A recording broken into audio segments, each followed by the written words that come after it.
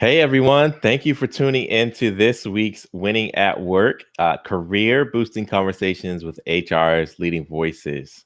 I should also just rebrand the show as Joey talks with his HR friends that he appreciates very much and loves connecting with online, and think you will too. But that won't fit in a caption, that won't fit in a tweet, that won't fit on an image. So it's just HR's leading voices.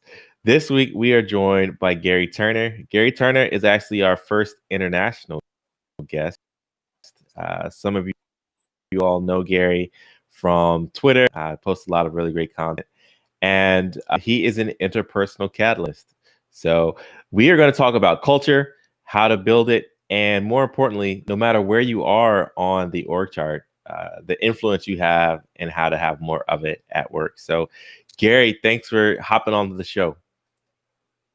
Oh, it's amazing to be with you, Joey, and I'm a little bit starstruck right now. Looking forward to spending more time with you.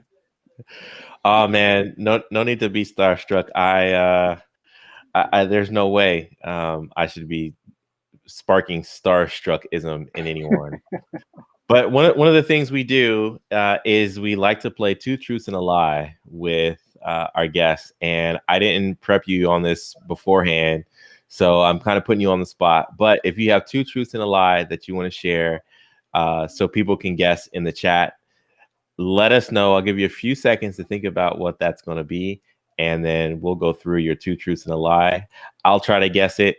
Folks that are tuning in, they can try to guess it as well. And we're just going to have fun getting to know Garry, the interpersonal catalyst. Yeah, now you got me thinking, Joey. Now you got me thinking. Proper on the spot moment. Yep. Well, we know one truth is the guitar. There's some guitars behind you, so that's one. But what do you have any others, or should we just keep moving? No, I've got a few for you. So here we go. So the first one is, I used to play field hockey at an international level for England. All right.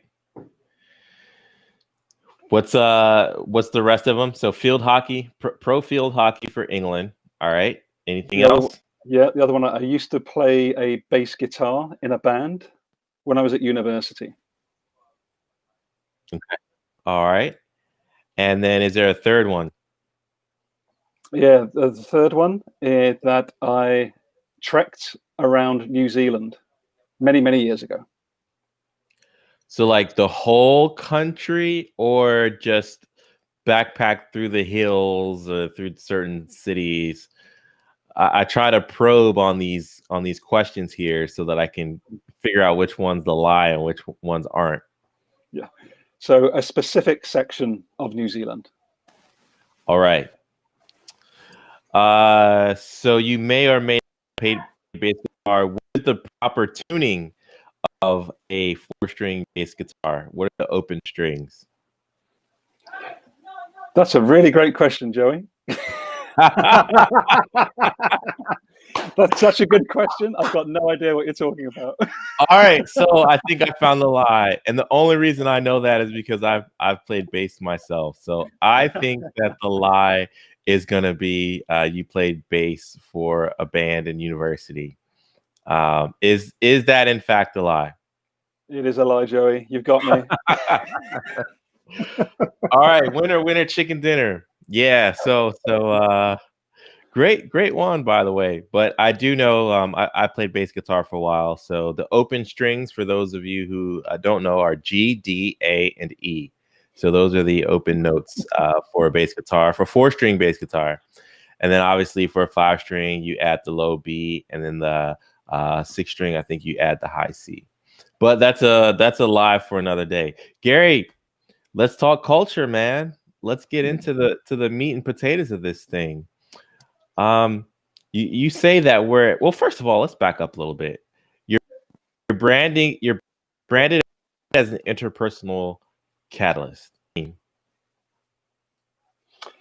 Yes. So what that means for me, Joey, is I actually work still, which surprised a lot of people, in a global corporate, a 3.5 billion turnover corporate with a sales hat.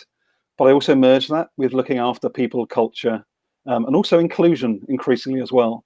So really, for me, what an interpersonal catalyst is somebody that shows up as a whole person across all of those areas that I want to bring to the world, across strategy, people, culture, and commercial. So that's what an interpersonal catalyst means to me. Okay, I love it. I love it. So you kind of test and prove my hypothesis a bit that everyone has a role to play in effective HR and effective people management, no matter what title or position you have in a company.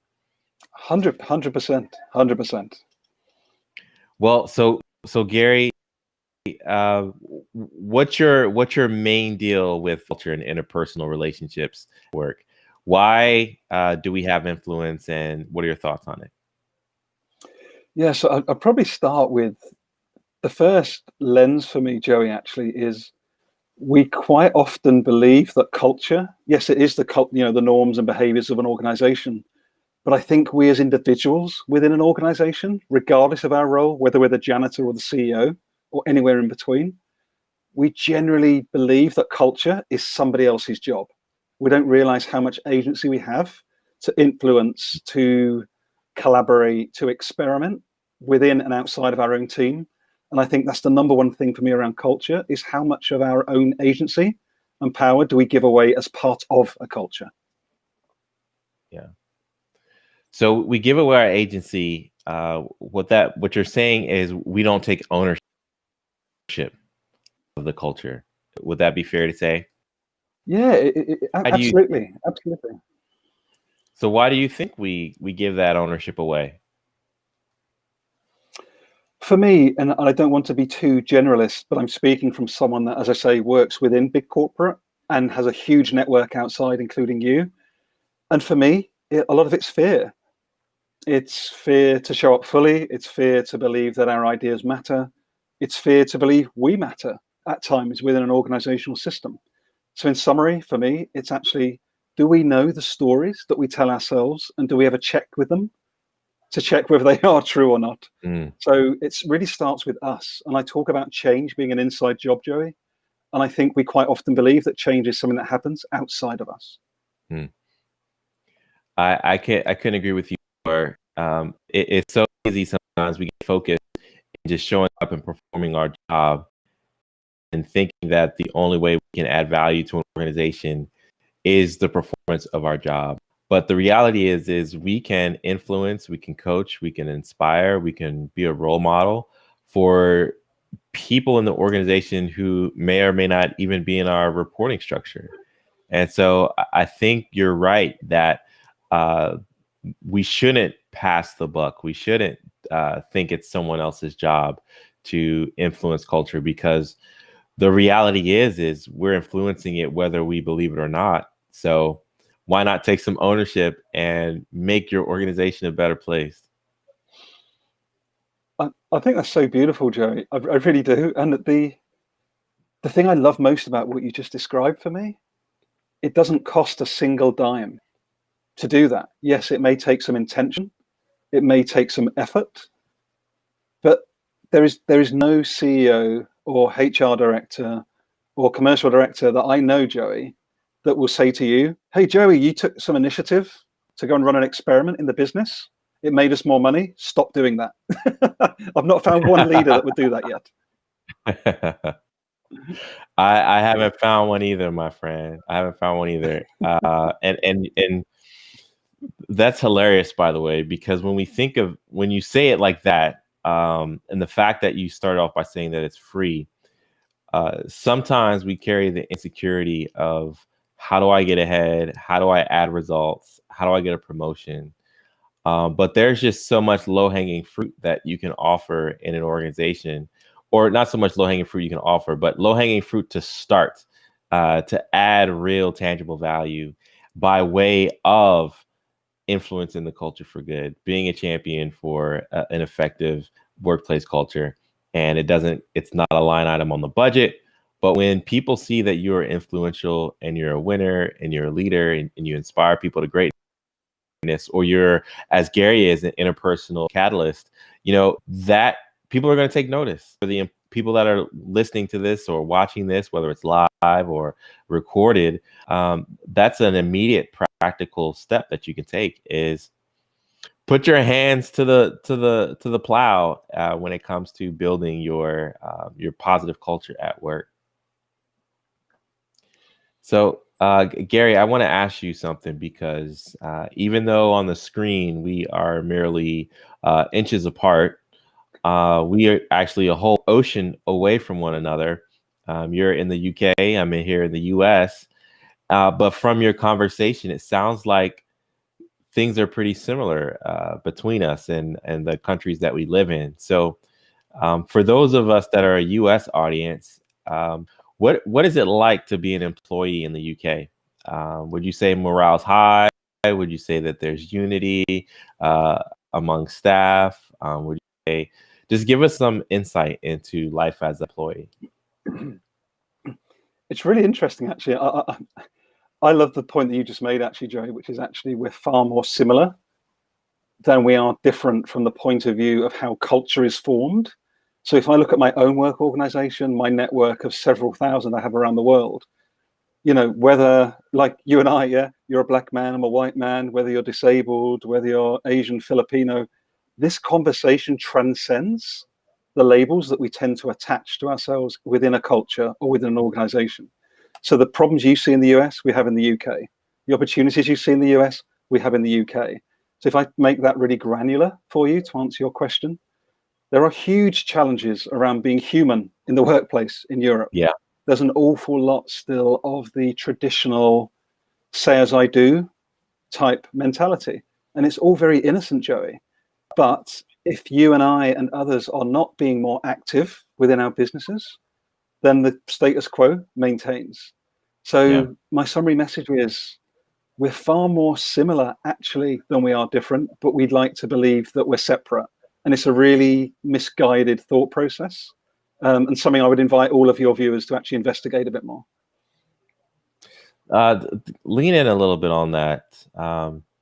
If we can go deeper a bit on the piece about there's more that is similar to us than is different. I think that this is really the heart of workplace culture and building a winning culture at work, is whether it be election or in your case, Brexit, or definitely COVID. I think sometimes we walk into an organization, whether it's work or not, and we try to identify, what makes us different, what makes us different that we can use, because that may help me catapult myself to the top of the food chain, so to speak. But what you're saying is that we're more alike than separate. So could you maybe share something about that aspect of it, of us being more alike than not? Yeah, sure. So let me make a distinction, Joey. So when I say we're more alike, I mean in our humanity. We all feel, we all hurt, we all get afraid, we all love, we all care. So we are more similar than we are different, regardless of our external, how we look externally. We are all made of the same stuff: energy and love and connection. Yep. If you want to get a bit woo-woo for a second. So that's why we're more similar than we are different. However, we are all different. You are a black man, I'm a white guy, etc. We all do look different. We acknowledge that. But when we realize that we are more similar than we are different from a humanity point of view, but we all have a different lived experience, that's where we accelerate culture. When we can have a conversation as adults, human to human, about a topic, no matter what it is, that's where we accelerate culture for the better. So it's really celebrating that we are actually more similar than we are different as a human, but we are all different. We have a different lived experience. And how do we unleash that experience and understanding and empathy and connection and growth collectively? So I hope that helps a little bit in terms of the descriptor, how I see things. It does. And I definitely appreciate that thought. I think I'm aligned there with what you're saying. Let's talk about the importance of influencing the culture and the importance of taking responsibility of influencing the culture. why should an employee care? Why should someone who tune into this conversation and take it to heart, action behind it? Why, Garry? I would start by saying, Joey, why wouldn't you? But let me put a bit more context to that. We're all going to be working 40 to 45 years, maybe even 50 years for our kids, your kids that you have, the new one that you're bringing into the world very soon in the new year, and your lovely wife. At the end of the day, your kids right now in 50 years' time are probably going to be working till they're 75. Does anybody want to work 45 to 50 years of their life unhappy, frustrated, scared? No. So let's start getting a bit more activist. How can we find the groups within our organizations where we can thrive, get challenged, we can grow together? It doesn't have to come from HR. It doesn't have to come from learning and development. Who are the people that you find interesting? Go and speak to them, learn about them, be curious about their lived experience today. Because for me, Joey, having you on my podcast previously and meeting my network the last 2 years has fueled my growth culturally within my work organization. The benefit they have gained in the last 2 years by me doing more stuff outside of the organization has been huge. And you can't put a price on that. Yeah. Well, I think in some ways we can put a price on it from an ROI perspective, and tangible results around productivity, tangible results around people staying and reducing turnover, tangible results around just reaching towards business goals and feeling like more and more people are willing to invest towards getting those goals accomplished than just being in the organization, spinning their wheels, doing their own thing. There is a high value that we could attribute to being a positive influence on a culture. So it goes to you for stepping out there and doing self, but also, pouring that back into your company as well. Yeah, if I may build on that, actually, it's a really great point that you're building on this, Joey. So within my work organization between 2015 and 2018, we ran a small culture change project within a sales team. Long story short, by shifting the culture from one of more fear, monotony, sameness, same way of doing things, no change, death by PowerPoint, through to a completely more people-centered culture within a team of 15 people within Europe, we increased sales by 6 million and gross margin by 1.5 million over 3 years. No change in personnel, no change in the market dynamics. So as like comparison as you could possibly find within a qualitative arena. So I just wanted to share that because it really does reinforce your point, actually, very, very clearly. Yeah. And thanks for that practical example there, because, if we can be honest here, not every business leader is motivated by let's do it because it feels good, or let's do it because it's the right thing. Some business leaders do it because they want to drive profit. And I'm not here to judge or criticize or say one's wrong versus the other. I think they all play a role, but being able to communicate the value of this to whatever audience you're trying to speak to, I think is incredibly important. And stories like that drive home the point of, hey, you need to commit to this because A, like you said, it's a free investment, but B, there's some returns to it. So I think that's pretty awesome that you all are able to do that. Next thing I want to talk about is COVID. We're all COVID-19, professionally, personally, but with regard to organizations, many of us have transitioned to remote-based working environments. Considering that our conversation has to do with culture and influence, how do you influence culture if you're talking to people through web cameras and email? Yeah, it's a really great question. And I think actually, although we do miss those connection points, Joey, of, just going around the corner, my wife was speaking about this earlier, actually, just to be able to go along the hall, just to say hi for 5 minutes and check in. We are missing that. It's now 30-minute one-to-ones or 3-hour, Zoom calls. So it's more difficult on the one hand, I think, from a team point of view. It can be quite challenging, but I think there's also opportunity. So we can actually check in much more easily for a 5 or 10-minute check-in with people on a more meaningful, connected, deeper way than I think we used to before we were forced through COVID. So I think there's always going to be good and bad in scenarios like we have right now, and totally respecting the tragic loss of life all over the world due to COVID. But there is a huge opportunity for us to get rid of a lot of the old beliefs around culture, like that, for example, HR staff, finance staff, IT had to be in the office in March 2020. Yet I, as a salesperson, could go traveling around the world or work from home. The equity and equality that's now starting to come through because of this force being present in place is a huge opportunity if we take it as organizations culturally. So what are some of the steps that you're taking, Garry, or what is that you would encourage to take to add influence, but encourage other people to add influence as well?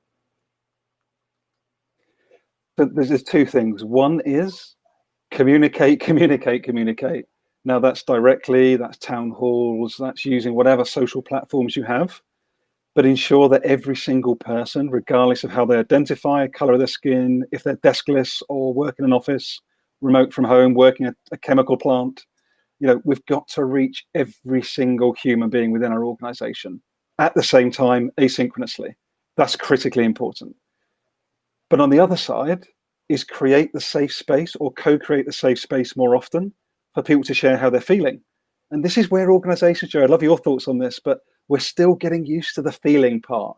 We've been so in our head for so long, hit the numbers, hit the metric, let's grow the business. If someone actually says to a leader today, oh, like, how are you feeling? And I say, I'm really struggling. What's that leader going to say back to me? We still don't quite have that leadership evolution, I don't think, yet. Mm-hmm. So yeah, I know. I couldn't agree more. I think one of the things that I'm seeing with regard to the way that we're leveraging technology in the not just the performance management space, but just the interpersonal relationship space, is to actually provide helpful prompts for people to start those conversations. And what we need to do in addition to that, in addition to the helpful prompts, is give managers support on how to respond to people who may say, I just lost my house because of COVID, or, my kid just got a really, really bad medical diagnosis and I'm not sure what to do. We lose opportunities to connect when we don't know how to actively listen and hear what they have to say and connect on an empathetic level. So I think that we need to have those, get back to the basics with treating people with empathy and understanding how to listen and understanding how to, you don't have to have answers. Obviously, you're not going to solve a medical crisis or what have you, but just to show that you support and you care and you want to be with, you want to be a supportive person for your team. That is going to help a lot. That's beautiful, Joey. It's totally beautiful. And that word care is probably the most important word. Like, how often do we care about our colleagues? And this is a key point about culture. Do you have in your work organization right now, if you're listening to Joey and I, is it a culture of care or a culture of something else? Because through caring, through slowing down, we accelerate performance. So yeah, it's proven. I like that. I like that culture of care question, because when you think of high performance athletes, high performance actors, actresses, whatever, a person who performs well on an individual level, they do things to care and restore their body and mind so that they can have longevity. I was doing some yoga this morning, and the person who was leading the practice, obviously it was an app, so we weren't in a room, but they're just reminding us that the way you go on a long journey is you make sure that you leave room for care. And basically we have to think about that too, because who knows when we'll get to some sense of normalcy with COVID. Who knows what the future of business will bring and how we have to respond and adapt to that.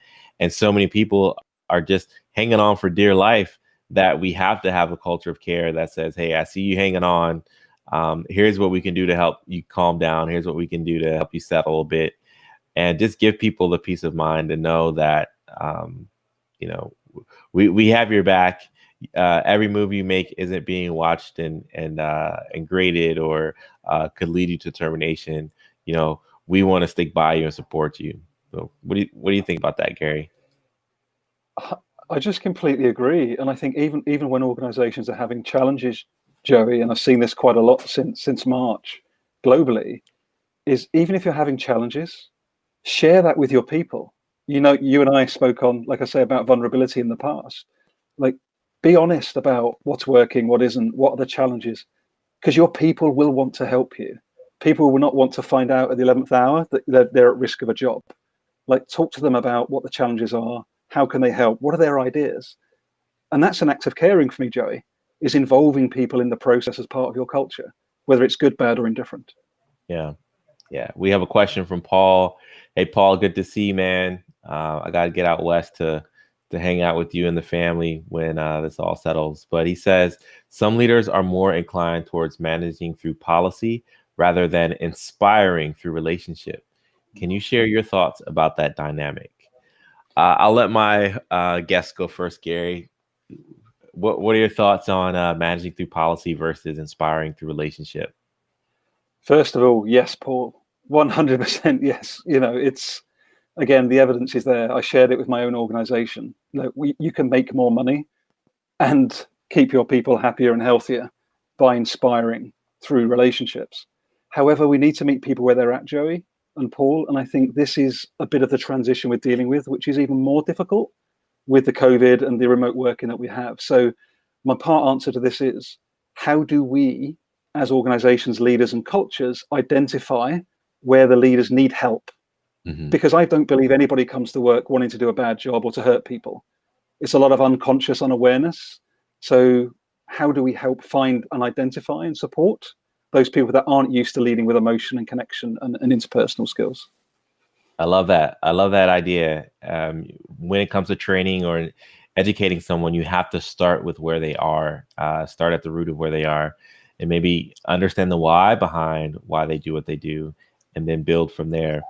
I would agree with that thought. And I would say my thoughts on that are, there's a healthy balance between policy and inspiration. So many people think that inspiring through relationship means that one-to-one relationship, but really inspiring through relationship could mean the way that you lead and inspire hundreds of people or thousands of people in an organization, or just even through your personal brand. So the dynamic of relationship, I would challenge it. It's not just the one-on-one conversations, but what's your reputation?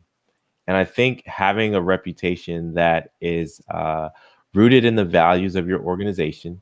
So I'm not going to say that every organization's values are the same, but if people can look to you to be dependable, consistent, and on brand with what the organization is trying to accomplish, and you throw in a dash of empathy, I think you're going to have a healthy balance of policy and relationship, because the policy piece should be the system that inspires people to, or not inspires, but the policy piece should be the system that gets people towards the desired outcomes.